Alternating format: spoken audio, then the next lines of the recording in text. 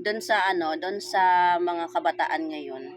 So magbibigay lang tayo ng konting motivation doon sa mga new generation ngayon. Alam ko na in love kayo sa mga jowa nyo.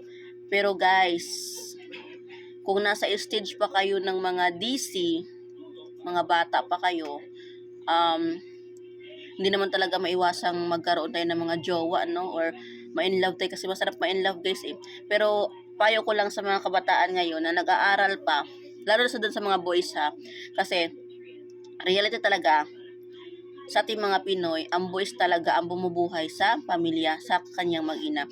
So, ang masasabi ko lang no, doon sa mga lalaki na gusto nang pumasok sa buhay may asawa. So, guys, bago nyo pangarapin yung ganyang bagay, so kailangan meron na kayong maibubuhay doon sa magiging pamilya nyo. Kasi ang hirap ng buhay, guys, na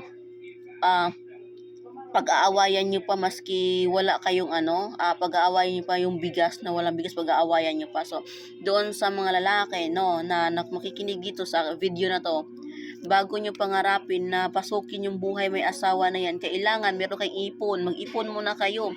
Magkaroon muna kayo ng stable na trabaho na balang araw, pag mag-asawa na kayo, meron kayong may pagmalaki doon sa magulang ng babae.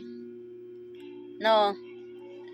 Wala naman pong masama mag-asawa ng maaga, basta meron kang ibubuhay doon sa pamilya mo. At guys, kailangan meron din tayong control sa sarili natin. Huwag yung anak ng anak. Sobrang hirap ng buhay, guys. Isipin yung mga anak natin, pagdating ng araw, kayo mga lalaki kayo dapat mag-control sa inyong dalawang magrelasyon. Lalaki dapat mag-control, guys. Lalaki. Kung ayaw niyo maghirap, huwag kayong mag-anak ng mag-anak. Isa, dalawa, tama na muna yun. Kung kayang dagdagan, dagdagan. Pero hanggang dalawa lang talaga dapat. Kung para hindi kayo mahihirapan. So, bago niyo pasukin yung buhay may asawa, kailangan meron kayong ipon. Mag-ipon muna, guys, kasi yung mga jowa natin, kung talagang mahal ka, makapag-antay yan. Makapag-antay yan kung kayo talaga. At doon naman sa mga, hindi pa, dagdag pa ito ha, boys ha, huwag nyong taasan yung standard yung pagdating sa babae. Kasi yung itsura, yung kinis ng katawan, yung kinis ng balat, ganda ng katawan, mawawala yan pagdating ng araw, pag magkaanak na yung asawa nyo, mawawala yan. Yung ganda ng mukha, yung kinis ng mukha, mawawala yan. Ang hahanapin nyo, yung babaeng tulungan kayo sa pangarap nyo na makaahon din kayo sa ihirap. Yun po ang hahanapin nyo sa isang babae. Yun. Ang importante sa atin guys, sa mga lalaki dyan na nakikinig sa video to, hanapin nyo sa babae na tulungan kayo, hindi lang yung i-under kayo. Hindi ganun yun. So, dapat kung maging mag-asawa na katulungan ka din niya maghanap buhay. Hindi yung nasa bahay lang siya, aawayin ka pa pag uwi na wala kang dalang pera. Hindi ganun yun. Mga babae ha, makinig din kayo ha. Huwag nyong gawing under yung mga yung partner nyo. Kasi ang hirap paghanap buhay tapos awayin nyo lang. Tapos girls, sa mga girls naman dyan, huwag nyo din taasan ang standard nyo pagdating dun sa lalaki. Isipin nyo ha, tulad ng sabi ko kanina, yung panlabas na anyo guys, yung kagandahan, kagapuhan, malilipas din yan.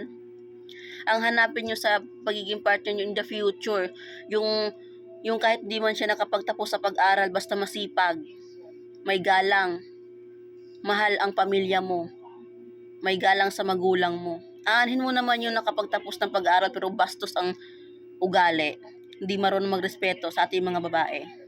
Aanhin mo naman yung kagapuhan kung maraming muka, kung maraming jowa. At ahanin mo naman yung magandang babae, maganda ang katawan pero sausawa ng bayan. Ha, di ba? So, ganito, bago nyo pasukin yung buhay may asawa o mag-asawa, kailangan meron kayong ipon, meron kayong trabaho. At doon naman sa babae, kailangan tumulong din kayo sa partner nyo. Hindi yung mag-antay lang kayo na bibigyan kayo ng pera. Maraming paraan ngayon para pwedeng kumita kahit nasa bahay lang. Mag-online selling kayo. Maraming pwedeng ibenta online. Hindi yung magbuong maghapon ka lang na nakatutok sa cellphone mo na wala namang di naman nag-generate ng income. Maraming ways na pwede ka magkaroon ng income, pwede ka magbenta ng load sa lugar nyo. Huwag mong ikahiya na nagbenta ka ng load dahil maganda ka, nakapagtapos ka ng pag-aaral, nagbenta ka lang ng load. Huwag mo ikahiya ng ganun. Marangal na trabaho yan, guys. Bakit ako? Nagbenta ako ng load. Nag-online selling ako, nagda-live pa ako sa TikTok. Kinakahiya ko ba yun? Hindi ko kinahiya yan. Kasi marangal na trabaho yan. Ang isipin mo doon, nakakatulong ka sa partner mo, nakakatulong ka sa financial nyo. Ganon ang isipin mo, wag mong isipin yung hiya kasi hindi ka makapakain ng hiya na yan. Yung hiya na yan, hindi mo hindi ka makakabayad ng bills nyo sa hiya na yan. Sa panahon natin ngayon, guys, kailangan kapal ng muka. Basta importante, marangal yung hanap buhay mo. So, sa mga kabataan dyan na nakikinig ngayon ha, kasi lagi sinasabi nito, kabataan ang pag-asa ng bayan, pero anin mo naman yung word na yan, kung ang mga kabataan yan lumalandi na, ang agang lumalandi.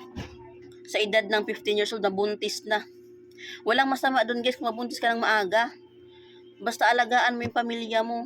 Kaya mong bumukod, kaya mong bumuhay ng anak. Hindi yung pabuntis ka at ipalaglag mo. Hindi ganun yun.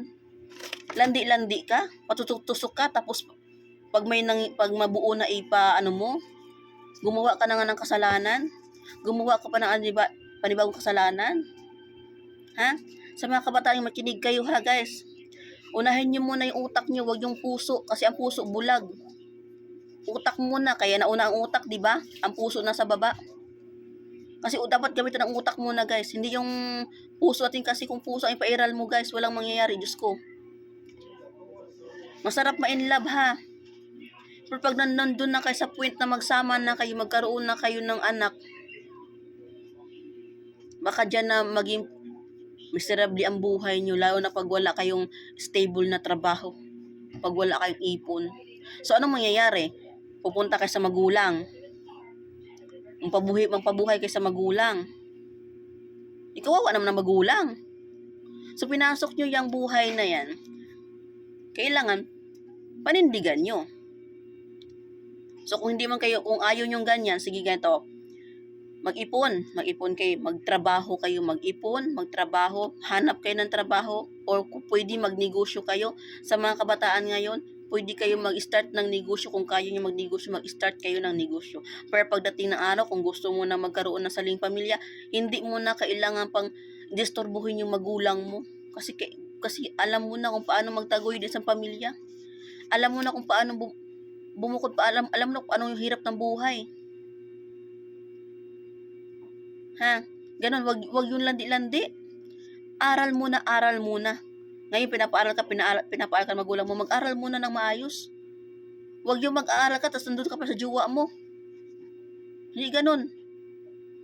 Kasi kahit anong sabihin mo na hindi nakakita ng magulang mo, na hindi nakikita ng magulang mo na nandun ka, nakikita ka pa rin.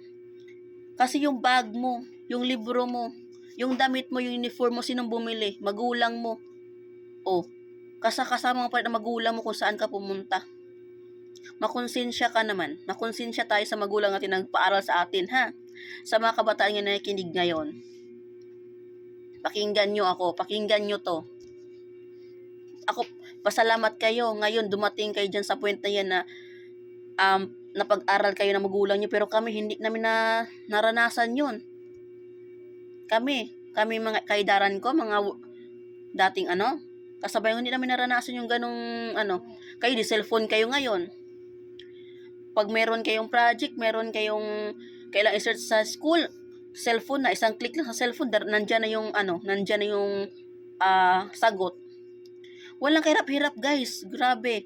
Kami dati, kung meron kaming kailangan i-search, pupunta pa kami. Ang hirap, kailangan talaga pag-aral namin sa libro. Libro talaga, utak talaga pinapagana namin dati, guys. Pero ngayon, ang dali-dali lang. Sasabayan yung pinangkalandian. Pag pinapalaki, aral muna. Sa kanila, landi na yan. Pag kayo mabuntis ng maaga, saan kayo pupunta? Sa magulang din. Di naman nito sa magulang sa inyo na mapabuntis kayo, di ba? na maglandi kayo, di ba? Walang magulang na magsasabing ganun. Ang lagi sasabi ng magulang, mag-aral kayo. Para pagdating ng araw, magagamit nyo din yan. Masasabi mo din sa anak nyo.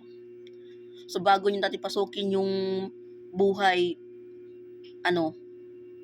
asawa or mag-asawa or buhay may pamilya, utak muna guys. Kailangan utak ipairal nyo, hindi yung puso.